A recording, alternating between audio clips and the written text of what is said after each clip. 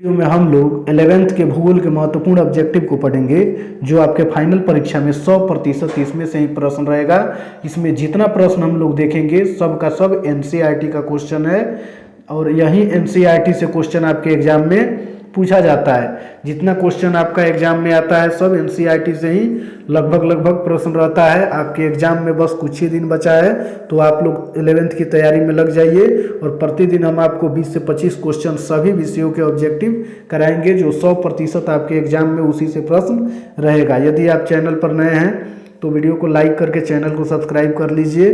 प्रतिदिन 11th और 11th के बाद जैसे ही आपका एग्जाम खत्म होगा तो 12 क्लास की संपूर्ण तैयारी हम इस चैनल के माध्यम से करवाने का प्रयास करेंगे।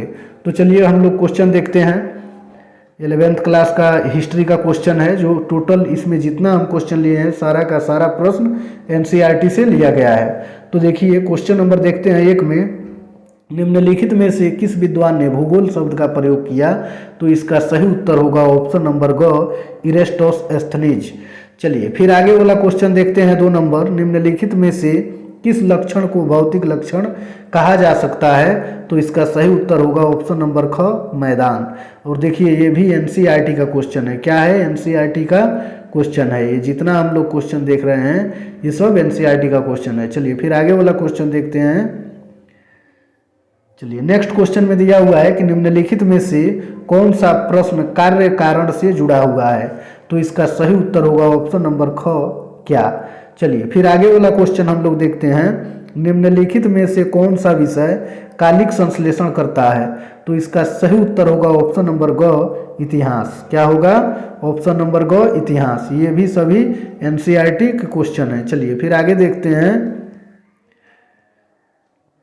चलिए इसमें दिया है कि निम्नलिखित में से कौन सी संख्या पृथ्वी की आयु को प्रदर्शित करती है? तो इसका सही उत्तर होगा ऑप्शन नंबर ख, 4600 करोड़ वर्ष। क्या होगा? 4600 करोड़ वर्ष।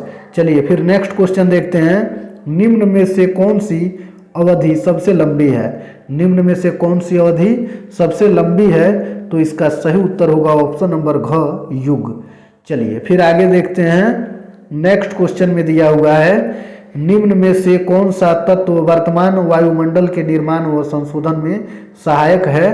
तो इसका सही उत्तर होगा ऑप्शन नंबर क, सौर पवन। क्या होगा?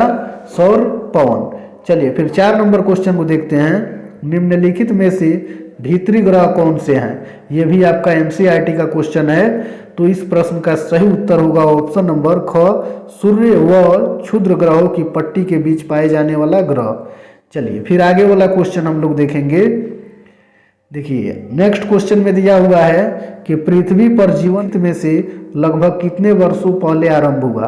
तो इसका सही उत्तर होगा ऑप्शन नंबर घ, 3 अरब 80 करोड़ वर्ष पहले। कब? 3 अरब 80 करोड़ वर्ष पहले। चलिए फिर नेक्स्ट क्वेश्चन देखते हैं, दक्कन ट्रैप की शैल समूह किस प्रकार के ज्वालामुखी उद्गार का परिणाम है? तो इसका सही उत्तर होगा ऑप्शन नंबर क, शील्ड का। किसका? चलिए फिर नेक्स्ट क्वेश्चन देखते हैं, मेटल क्रोड की सीमा को निम्न विद्वानों में से किसने पहचाना? तो इसका सही उत्तर होगा ऑप्शन नंबर क, अम्ब्रिया मोहरोविसिक। क्या होगा? अम्ब्रिया मोहरोविसिक। चलिए फिर नेक्स्ट क्वेश्चन की तरफ बढ़ते हैं। नेक्स्ट क्वेश्चन में दिया हुआ है कि निम्नलिखित में से कौन सा स्थल मंडल को वर्णित करता है? यह भी आपका एनसीईआरटी का क्वेश्चन है। तो इस प्रश्न का सही उत्तर होगा ऑप्शन नंबर ख, भूपटल व क्रोड। क्या होगा? भूपटल व क्रोड। चलिए फिर नेक्स्ट क्वेश्चन को देखते हैं। आगे वाला क्वेश्चन में दिया है कि निम्न में भूकंप तरंगे चट्टानों में संकुचित व फैलाव आती है। निम्न में भूकंप तरंगे चट्टानों में संकुचन व फैलाव आती है। तो इसका सही उत्तर होगा ऑप्शन नंबर क, पी तरंगे। कौन तरंगे? पी तरंगे। चलिए रिक्त स्थानों को भरना है। इस प्रकार के प्रश्न भी आपके एग्जाम में ऑब्जेक्टिव बना करके दे दिए जाते हैं। तो इसमें देखते हैं, पृथ्वी की अधिकतम गहराई लगभग कितनी होती है? तो इसका सही उत्तर होगा 6400। कितनी? 6400 आपको याद रखना है।